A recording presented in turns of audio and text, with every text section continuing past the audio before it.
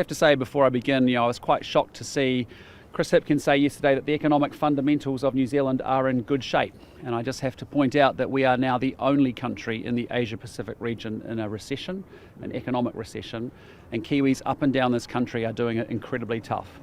They are experiencing a cost of living crisis that is going on, and they cannot get ahead despite how hard they work. And I want to tell them that National has an economic plan. We're going to rebuild this economy, so we reduce the cost of living and we get this economy growing again. And when we do that, we can also afford to deliver better public services as a result too. But really what we have to do is we have to strengthen and rebuild our economy. And so what we want to announce today is that we are going to do that through investing more in modern, reliable infrastructure. And a big part of that infrastructure for our future in the transport sector is going to be about accelerating the transition to electric vehicles and also the supporting infrastructure that comes with it. And the problem is that today New Zealand is amongst the worst in the OECD. We have one public EV charger for every 95 EVs in the country. That, to put it in perspective, is the worst in the OECD. When I look at the UK, which has 20, for every 20 EVs, they have one public charger, EV charger. That's where we need to be heading to. And what we know very clearly is that range anxiety for electric vehicles and anxiety about whether they'll be able to get their vehicles charged is a reason for why Kiwis, as a barrier for them for actually embracing EVs as their next car choice. So we want to announce today that we're going to invest in a comprehensive national-wide network of 10,000 chargers that will be in place by 2030. And we think that's so important to overcome the single biggest barrier for customers and for New Zealanders thinking about why they wouldn't buy an EV, which is range anxiety. There are 4 parts to our announcement. The first part is that we're going to spend $257 million investment over 4 years to actually power up and deliver those 10,000 chargers by 2030. The second part is that we are going to revive the very successful ultra-fast broadband model, which was actually how we managed to get fast broadband rolled out across this country so successfully by co-investing with business. And we're going to use our National Infrastructure Agency, which is what we've talked about before, for delivering infrastructure and actually funding it and making sure it gets done and delivered well to be able to do this. The third part is that we're going to say for EV charging units there is no need for resource consents because we will make it a permitted activity under the Resource Management Act. And the final part is our long-standing commitment to scrap the ute tax and the clean car discount by the 1st of December this year. So all of this investment in EV infrastructure and charging infrastructure sits alongside our broader policy around electrifying New Zealand, which we talked about a few months ago. And that is quite simply that we are blessed in this country with sustainable renewable electricity. We want to double the amount of renewable electricity to make it abundant, to make it cheap, and to make it freely available so the transition can happen at a greater pace. And part of that was to say, if you want to make investments in renewable energy projects like wind farms and solar farms and geothermal, that actually we will consent that within 1 year, and that consent will last for a period of 35 years. And if there's investment and upgrades happening around transmissions and local lines, there is no need for any resource consents. It's all part of our plan to make sure that we actually double the amount of renewable electricity. We can actually support the transition by building out a 10,000 EV charger by 2030, and importantly make sure that New Zealand meets its emissions goals from here on through as well. So with that, I want to pass to Simeon Brown, maybe to pass a few more comments around the detail around the policy. Thank you. Well, thank you, Leader, and thank you everyone for being here. This is about building the modern, reliable infrastructure that New Zealand needs by giving the role to the National Infrastructure Agency to do this rollout of chargers across New Zealand. We will be ensuring that this happens, and we'll be cutting the red tape to ensure that the National Infrastructure Agency can use this funding to maximise private sector investment so that this rollout can happen as quickly as possible. This will be a nationwide rollout in our cities, in our towns, in tourist hotspots. This is about ensuring that everywhere that people drive, there'll be EV chargers available for them. So I'm very proud of this policy.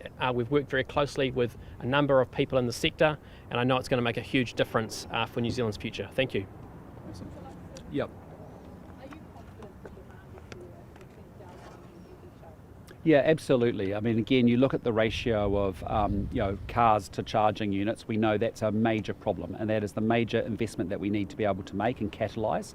I think as government, we're best at when we're working on what we call network effects, and that's what we're doing here. Is we're going to use the National Infrastructure Agency to follow the same model we use with ultra-fast broadband to make sure that we build out 10,000 chargers up and down the country where it's most needed.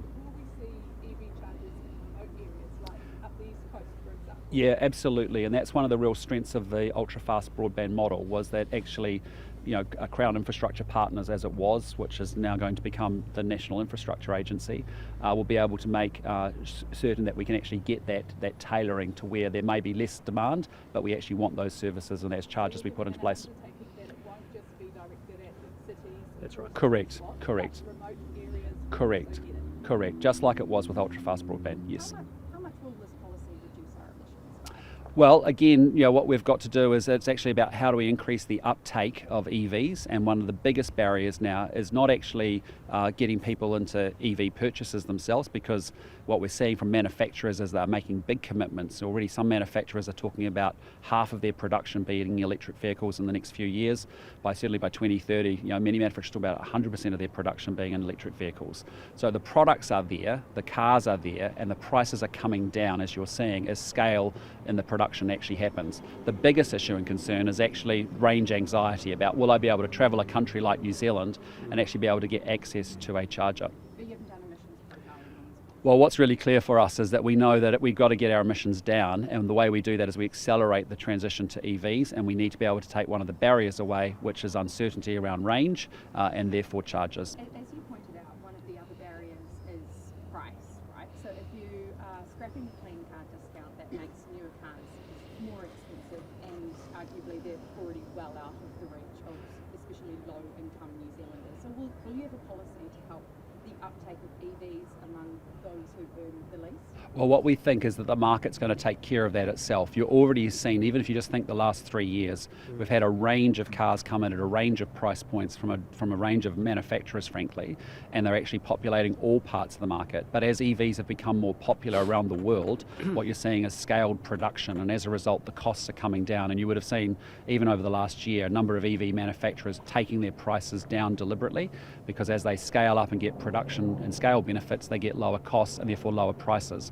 So that problem is going to solve itself. Yes, they have been in recent years more expensive, but what you're seeing increasingly is downward pressure on EVs because of they're becoming more popular and more scaled as a production, and pricing will become more normalised.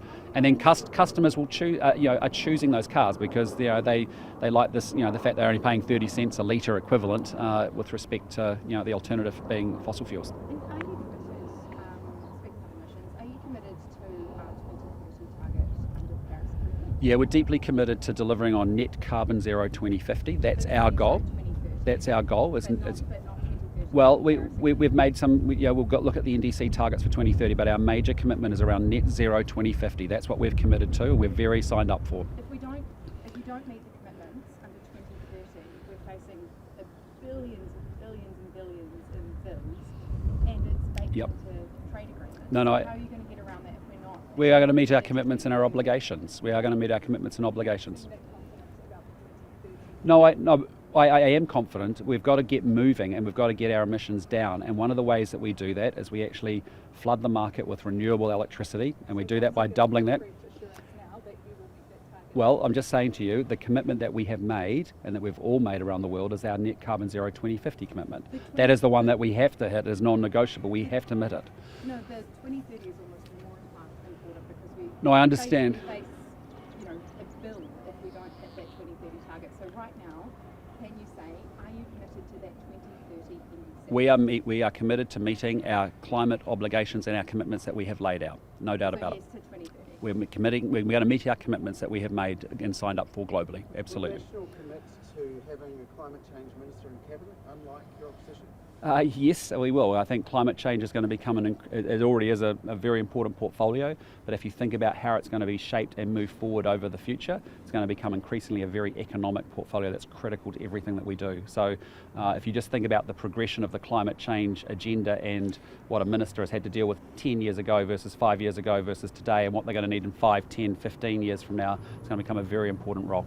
Given it's a climate I'll let Simon. Will National commit to reducing its emissions from agriculture and transport in its first term? I'll let Simon talk to this. Yeah, absolutely. So National's already released our policy around agricultural emissions. We actually were one of the first parties to release a clear roadmap around that. Agricultural emissions account for around 50% in terms of the emission profile, and we're also investing around research and development, which is one of the key elements that are doing that. From agriculture and transport in your first term of government? Well, we've committed in order to invest in research and development, which will lead to supplements, which is one of the key aspects around reducing methane emissions from animals. It is. The supplements will reduce emissions, and we're going to support the investment in that in order to achieve that. So you are Yes. saying you are committing to reducing emissions for agriculture and transport in the first term? That's right, and that's what we're doing as part of the announcement today in regards to providing the enablement infrastructure to allow people to transition to EVs. Again, as I've said before, those are my wife's financial affairs and up to her. I've got the Piaggio Zip 50cc scooter, as you well know. But the principle is a very simple one, that as we say with this government, that it's a very untargeted approach. Why should people who can afford to pay actually get a subsidy for an EV, and therefore we've got tradies and farmers who have essential vehicles that actually get punished for actually having to buy a ute when there is no alternatives, and that's why we have been very much against this program for a long time. We've said we would scrap it, and that's what we're going to do on the 1st of December. Can I just ask question? We've got some Yes. questions from. There's a lot that Labour's putting out there at the moment, so I've just got some quick fires, if you would. Sure. Will you abolish the minimum wage? No. Will you lower the minimum wage? No. Will you sack all the teachers? No. Cut sick leave back to 5 days? Absolutely not. Will you cut funding for teachers, nurses, schools and hospitals? Absolutely not. We want to spend more on health and education every single year under our government. Are those lies from Labour? Well, I'd just say the Labour Party is incredibly desperate, and they will say and do anything they can to try and win an election. They have had 6 years, they are in desperation, and as a result, 8 days out from election, they can say whatever they want. Are they cutting topics? Well, again, they are desperate. It's a very desperate Labour Party who clearly are saying anything they can to try and win an election. On petrol prices, the Comcom has written again to petrol companies asking them to please explain about some anomalies in terms of pricing. What are your thoughts on that, and what would National do to help lower petrol prices? Well, again, I'll let Symbian talk to this actually in particular. Yep. Look, I think this government put in place the market study, said they were going to solve this problem, but actually they haven't. The reality is they're actually going to be putting fuel prices up by 12 cents a litre when their excise increase happens. So the government can beat their chest. They're actually going to be putting petrol prices up by 12 cents a litre if they're re-elected. National won't. And what's National's plan to get prices down? Well, the key thing is we need to have more competition, and that's the role the Commerce Commission has to ensure that the competitive pressure is being applied, and to make sure that the regulatory powers that they have are being applied. So let's hope that that does put some pressure on petrol prices. But I can just say to you, if Labour's re-elected, they'll be putting petrol prices up by another 12 cents a litre. The ACT Party, Mr. Luxon, Yep. we have had another ACT Party candidate withdraw from the list. Are you concerned about the calibre of candidates we're seeing withdraw from the ACT Party? Oh, look, that's an issue for the ACT Party. What I'm very proud about is the number of candidates and great candidates we have in the National Party, and many of them are here. Dale Stephens is a great example of that, many others that are here as well from Christchurch, and so incredibly proud of the candidates that we have. The ACT Party, though, will be your coalition partner. So I'm not the leader of the ACT Party, I'm the leader of the National Party, and I'm focused on making sure I've got the best team to go to this election with, who've got great talent that can augment the fantastic people we've already got. they're dropping like flies. Are you worried about that? I'm focused on the National Party. That's what I'm the leader of the National Party, and I'm making sure I've got the best talent and team that I can assemble, and I'm incredibly proud of our candidates. I have some other quick fires rule outs from these are Yes. policy. So, would you abolish fees free? No, Would you abolish first home grant? no, Would you halt super fund contributions? no, that's not our policy. Sell land court? Not our policy. Abolish telehead innovation? Not our policy. Abolish all film subsidies? Not our policy. Abolish R&D grants and tax credits? Not our policy. Scrap the Climate Change Commission? Not our policy. Scrap the Clean Car Discount? Well, we've just talked about that today. abolish marginal? Absolutely, we will scrap it. Would you abolish the marginal? I'll tell you what we will abolish is we are not going to put fuel prices up in our first term of government, because it seems a bit silly, to be honest, to take some cents off some beans and some carrots only to add $6 or $8 for a tank of petrol each week to go down to the supermarket to get those carrots and beans. It doesn't seem smart to add $26,000 to a truck. Actually does seem pretty adamant on asset sales. So again, can you rule out that there will be no asset sales under your plans? I've done that a year or so ago. I said to you at the time there'll be no asset sales is not something we're focused on or not interested in. And what about all the ministries that the ACT Party wants to abolish? Will you walk out of there with the same number of ministries? These are all hypothetical questions. We'll deal with that in government. But what I'm telling you is we are focused on making sure we deliver for New Zealanders. That means we have to rebuild this economy. New Zealanders are struggling to get ahead. That's why you're seeing practical, common sense ideas, in fact 38 policies, all put together in a wonderful pledge card in order to say this is our plan to take New Zealand forward, because we have a great country. We have so much potential, but we are not realising it at the moment.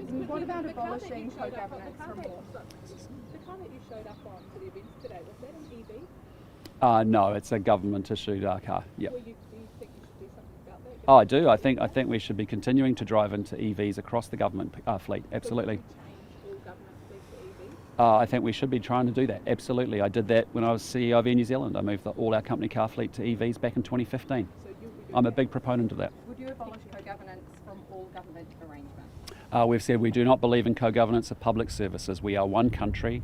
We actually provide public services to people on the basis of their needs, not their ethnicity, and we're all equal under the law, one person, one vote. So that is Okay, something- thank you very much. Appreciate it, guys.